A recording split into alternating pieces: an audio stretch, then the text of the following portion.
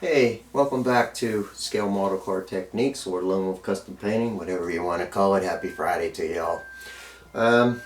This is going to be more along the lines of a show and tell. Um, Young man brought it up to brought it to our attention, I should say, at a show. He said, I'm afraid to do this, do that. And as far as I'm concerned and what I learned early on in life, fear has two definitions. First is fear everything and run, or face everything and rise. And I prefer the latter and not the former. You always have to push the envelope. Now, at the last show that we were at, which was the South Hills Model Club, kudos to you guys for putting on a great show again, by the way. We were talking with several individuals, and the one individual by the name of John, he tucked himself under my wing a couple of years back, and he is climbing the ladder. And he had brought up the fear factor several years ago, and I told him exactly what I just told you. And every show since then, he has come to me and he has said, hey, he said, come check this out. I want your opinion. So he and I'll go over and we'll look at what he's just finished. And, you know, he asked for my opinion. I'll point the things out and we go from there. So this particular show, he brought up the fact that he had never placed first in this particular show. And I said, it's coming. And lo and behold, the second award that was given was for Best Interior. Guess who won it? And he come over to the table with this, like, the biggest grin on the planet and that you could ever ask for anybody to have on their face. And I just looked at him, I said, told you so.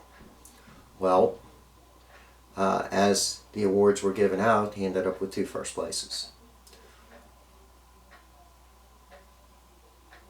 More often than not, and I see it a lot, where someone will say, well, I got this paint job and I love how the paint laid down, but I'm afraid to put clear on it.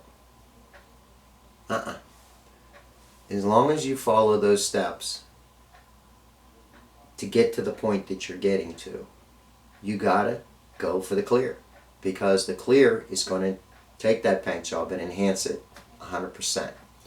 87% of your show points are going to come out of your finish. It's going to come off the color. Color is very important. The finish is very important. And these are the things that you have to work on. I realize, of course, that there are people that will argue up and down, and it just happened last week where a young kid said, I don't know what happened. You know, I put the clear on and now I got all this garbage. Well, the reason being is because he didn't sand it. So he made the statement that from now on he knows better, that he's going to sand his metallics and pearls, and the fourth reply was, you can't do that, you'll ruin it. Well, look here, see this? Almost every single one of them are either pearls or metallics that have been wet sanded. You have to wet sand them overall.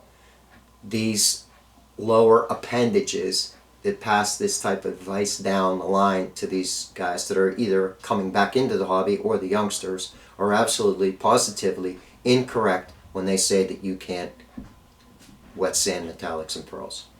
You have to wet sand every single piece, however. You can't just sand in one spot. If you do, you're going to have a discoloration. There's no doubt about it. However, if you wet sand overall, and I'm talking the hood, I'm talking the body, I'm talking rear valance, spoiler, etc. As long as they are all wet sanded the same, and then you apply your clear, you're going to be fine. Now, this does not include when you put 3 coats of paint and 2 coats of clear over, because that's not enough. You need to apply a multiple number of light mist coats until you get an overall smoothness and shine to the paint. Let it flash out. Wet sand it, blow dry it all off after you've scrubbed it, and then you apply your clear. Light mist coats again until you get an overall smoothness and clear. Once it flashes out, if you are smart, you'll pick up the Ultimate Finish DVD. Yes, I'm being mercenary, but it works. And the cool part of the show that we just attended was we had several individuals come over, ask questions about the DVDs. I just didn't really say a word. My buddy was with us, and he was sitting there, and he said, walk over to that table, look at the cars that are on the mirrors. He said, and then come back. He said, that's what the DVDs help you produce. Sure enough, they come back. They said, we want them. Things that are going to come down the line, there are some discussions about several different subjects, projects that we're going to be doing. And I encourage you to go onto my Facebook page. I encourage you to walk down through the photographs that are on there. It's not just my work. It's my Patreon kids too.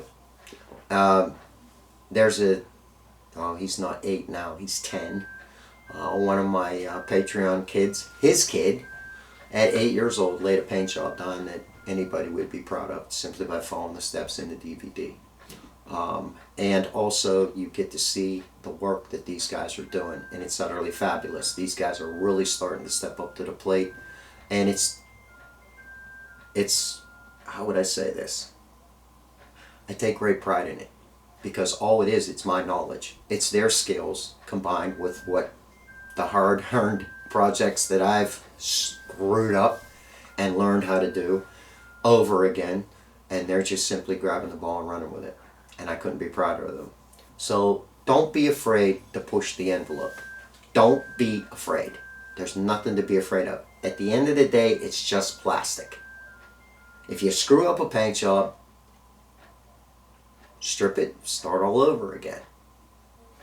If you're looking for guidance, we've got the Airbrush DVD. That'll teach you how to paint. We've also got the Ultimate Finish DVD, which will teach you how to polish out and get finishes like these each and every time, as long as you follow the steps. Alright, I've blown enough smoke out there. So y'all have a great week, and we will catch you next week. God bless. Take care of yourselves. Enjoy your weekend. We're out.